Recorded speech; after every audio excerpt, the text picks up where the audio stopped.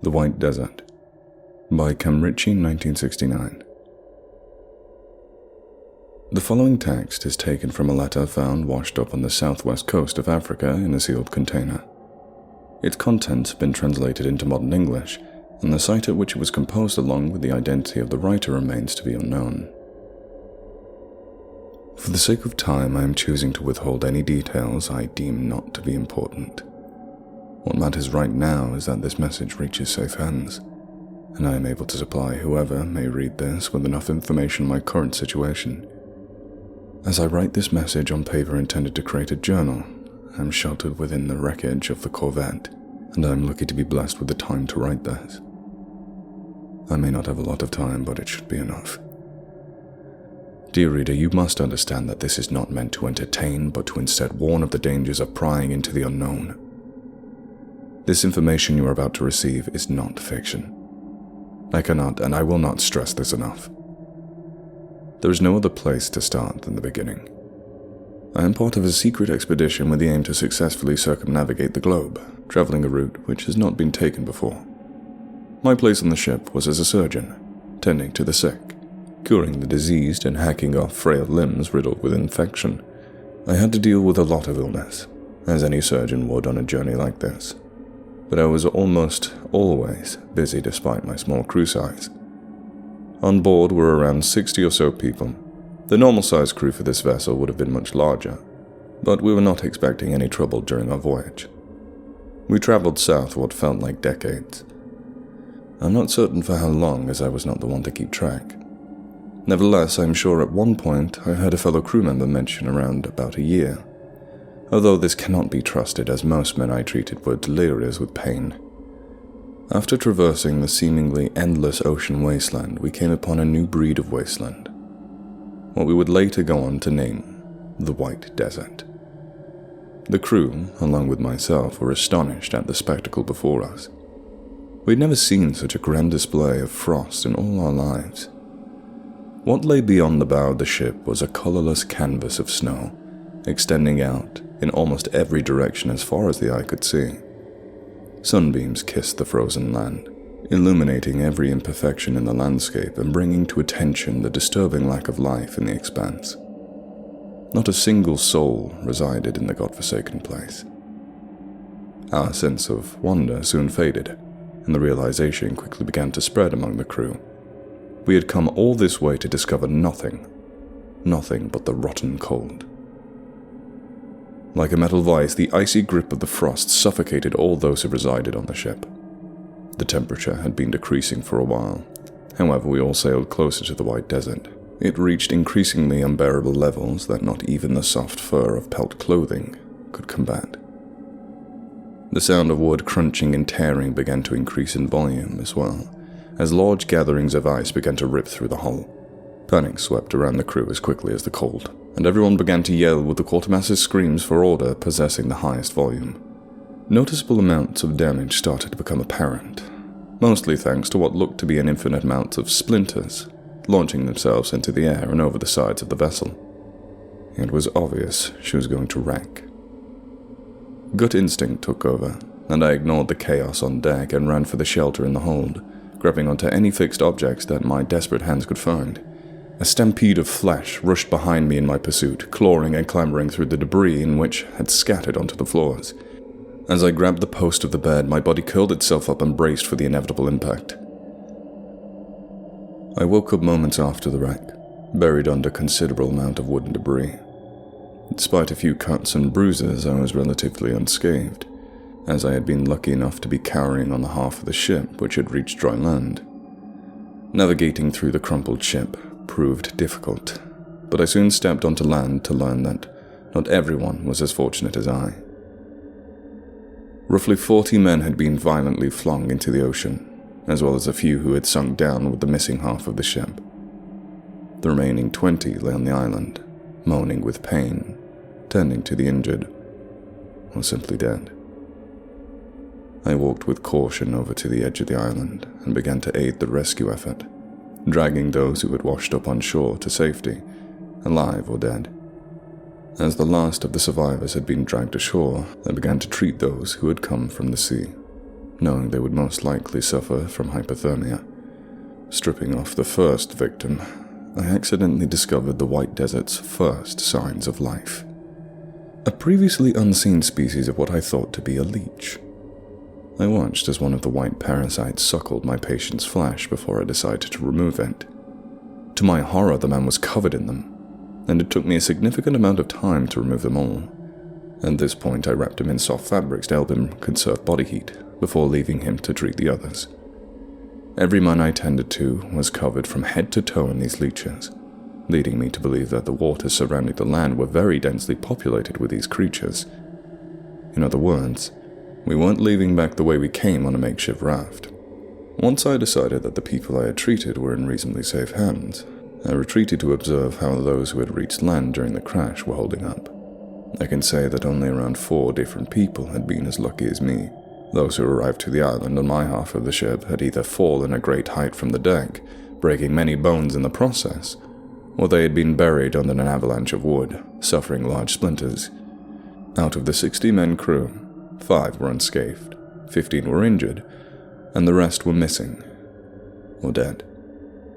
A particularly gory sight I came across was of a young man who had landed on the shore.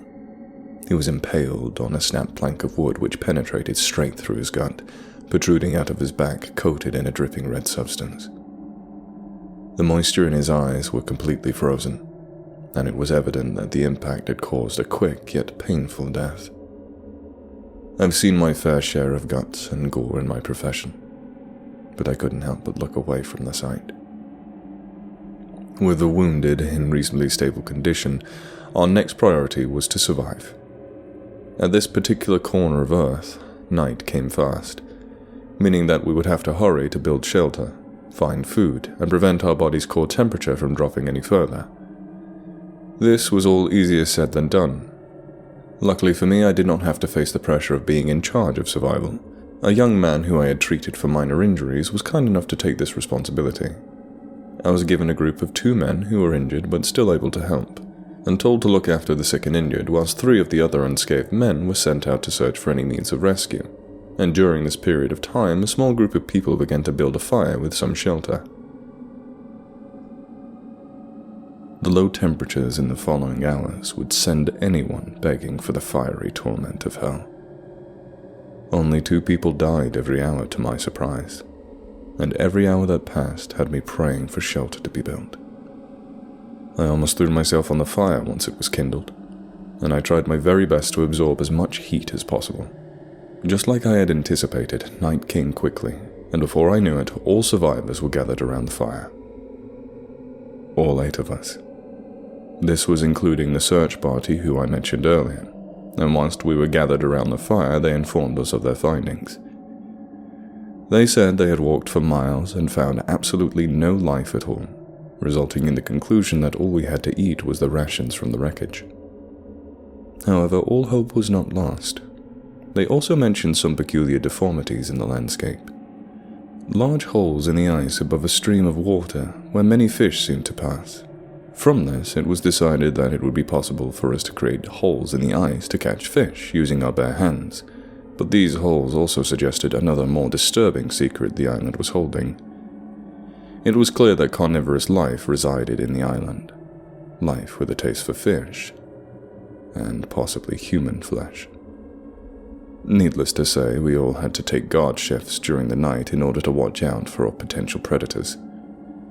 My hour was particularly painful, but I was relieved with the sleep I managed to steal afterwards. Our group was reduced to a measly 5 in the morning. 3 of the injured had died in the night from infection or hypothermia, leaving every passing minute to become ever more hopeless. There was nothing I could do for them, given the circumstances, but that did not stop me from feeling pity. We decided to bury them in the ice, telling ourselves that this was a respectful gesture.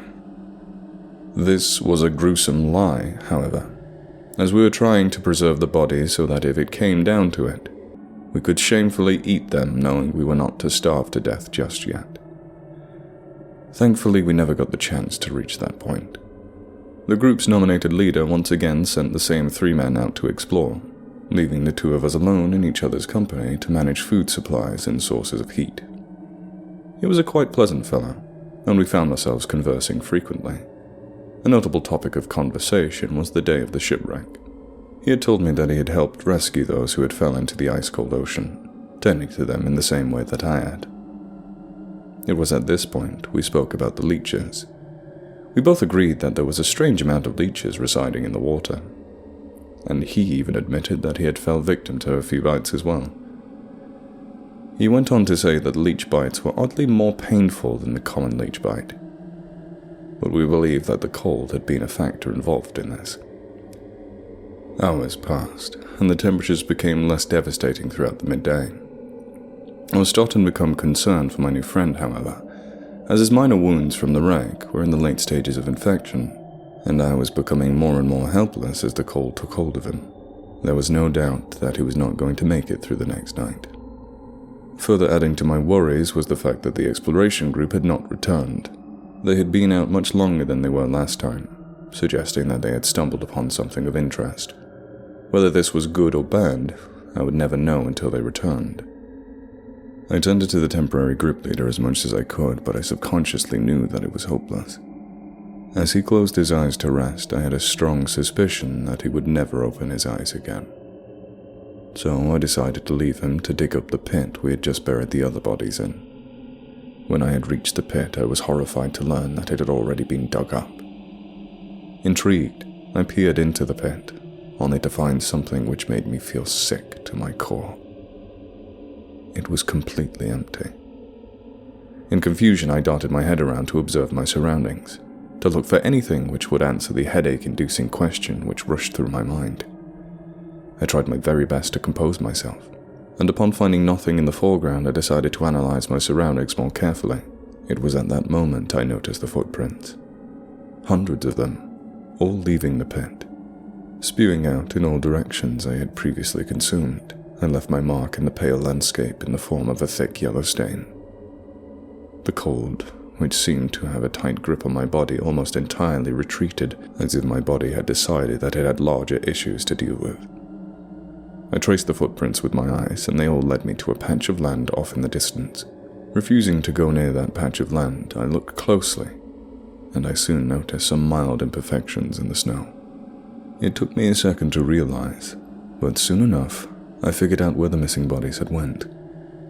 I did not stay to launch the rest of my guts out of my throat, and I instead spun around and sprinted back to the camp to seek any help I could find. Running back to the camp, I realized just how much of the snow seemed to slow my movement. As I dragged my feet through this thick, frosty landscape, I looked ahead to see if any of the explorers had returned to the camp.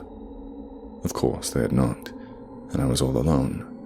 My last resort was to consult the man I had previously been taking orders from, but I feared he would be already dead. I was surprised to find that he was gone too, leaving nothing but a trail of footprints to a hole in the hull of the wrecked ship. He must have got up to seek further shelter, I thought, and so I made my decision to follow his steps. Inside the hull of the ship was pitch black, but I managed to locate the light source far within the hull. I stepped closer hesitantly, and I began to make out the silhouette of a figure in the distance. It was the man I was looking for. Calling out to him, I slowly trudged through the snow which had seeped into the ship during the wreckage. He did not respond, and as I looked closer, I noticed he was holding his face in one of his hands and dragged it with a slow pace. After I called out to him a second time, I finally received a response. He steadily pivoted around to face me, and this is when I saw that he was not holding his face in his hand, but was instead dragging sharp objects across it. The steps he took echoed a crunch of snow throughout the ship's hull as he made his way towards me. He dropped the objects in his hands and stepped in my direction with an ominous pace, placing his hands by his sides. I looked closely at the shadow, and then I saw its fingers were starting to grow longer and longer. They wriggled and writhed in sudden movements as if they were completely separate organisms. Backing away slowly was the only reply I gave, as I wanted to see what was pursuing me before taking flight in the opposite direction. It stepped into the light of the lamp that guided me down into this location, and I saw exactly what it was. It was exactly who I thought it was, but whoever I believed to be seeing was clearly not in control of the figure. His skin was a sickly shade of white, reflecting the color of the surrounding snow. The clothing on his body were exactly the same when I had left to dig up the pit, except they were ripped and torn, dangling in threads below his knees. Perhaps most disturbing was the condition in his eyes. They contained black pupils as small as needle pricks, and these pupils were surrounded by a milky yellow liquid that seemed to fill every corner of his eyes. They darted back and forwards between me and the exit, and my adrenaline in my body started to scream that I was in danger. The eyes of the being drew attention to its face, which possessed the exact same features as before, except for one very noticeable detail. A conclusion entered my mind as I managed to figure out what the creature had been doing with the sharp object. From one of the corners, all the way around to the other corner of the monster's lips, was a deep cut, which looked as though to circumnavigate its head. Orange blood oozed out from the wound and gushed down its face, yet it didn't seem to flinch or wince in pain. The creature realized that I intended to run for the exit, and it began to slowly raise two of its arms. On the ends of each of these fingers were maggot-like creatures, contorting and wriggling in search of something to satisfy their needled teeth. I looked with further perception and learned that I was gravely mistaken. They were not maggots. They were leeches. I spun around and bolted towards the light of the outside, but I did not move as fast as I hoped to, courtesy of the snow. To my dismay, it caught up with me and wrestled me to the ground in mere seconds. My immediate reaction was to shake myself free, but I was caught in a death grip I could not escape. Within seconds, I felt the leeches penetrate and tear through my skin, causing a jolt of pain which oozed into my body. I became desperate and searched for any weapon I could use to fight back. Of course, being in a shipwreckage, there were split planks of wood everywhere. Throwing my hands in every direction and ignoring the disturbing movements of the creature, I searched for the biggest plank of wood I could find, and was successful. With both hands, I smashed the plank over its head and watched it give no reaction at all. It distracted it enough, however, for me to kick myself free, and with haste, I clambered to my feet and composed myself. The wood I held in my hands was split because of the strike I gave to the monster, and as a result, it had gained a sharp tip.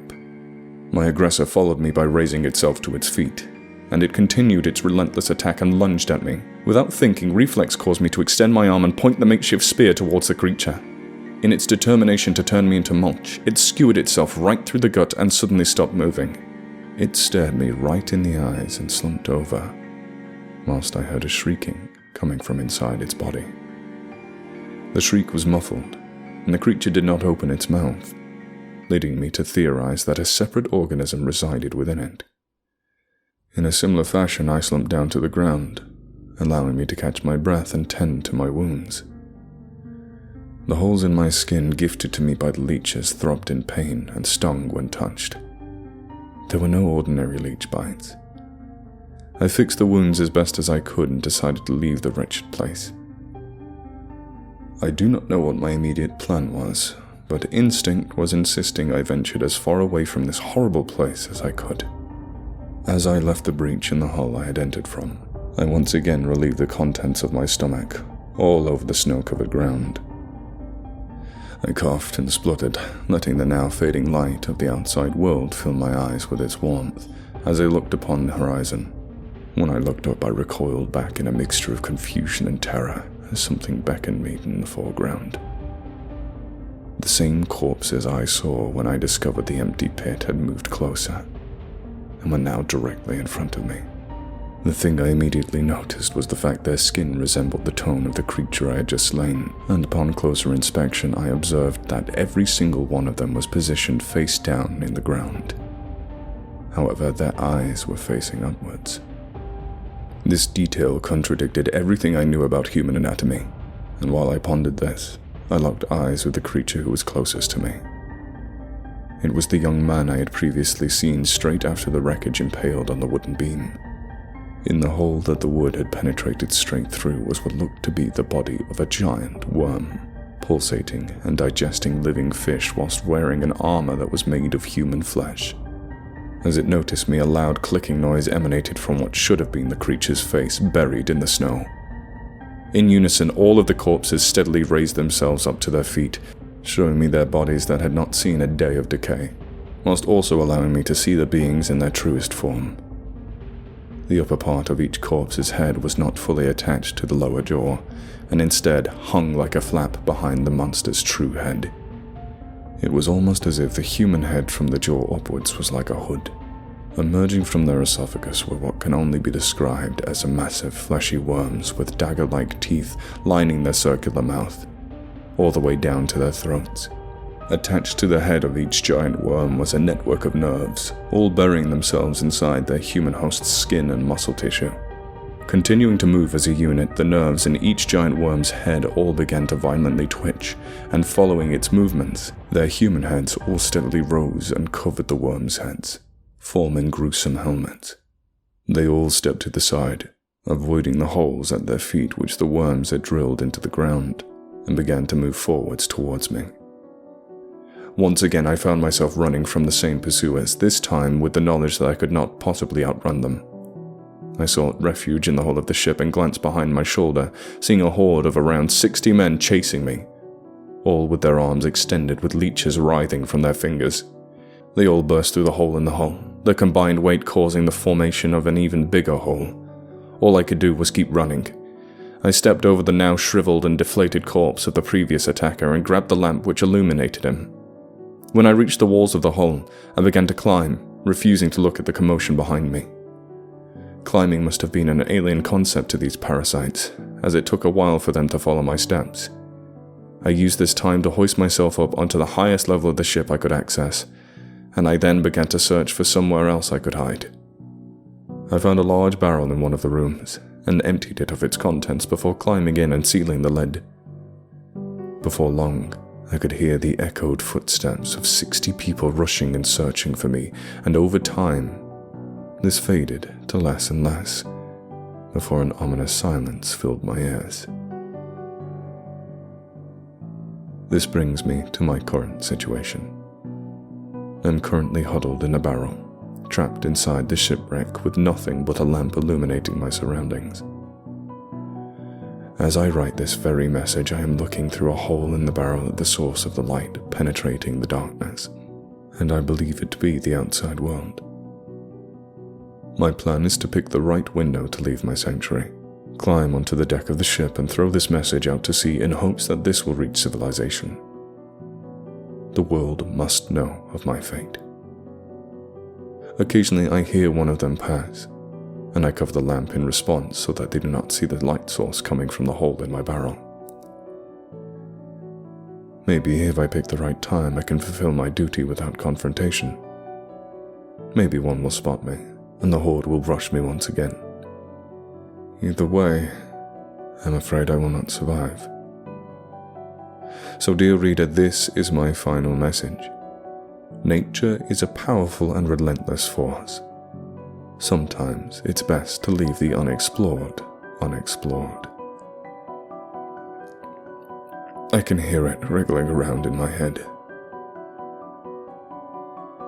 Oh God, how it hurts.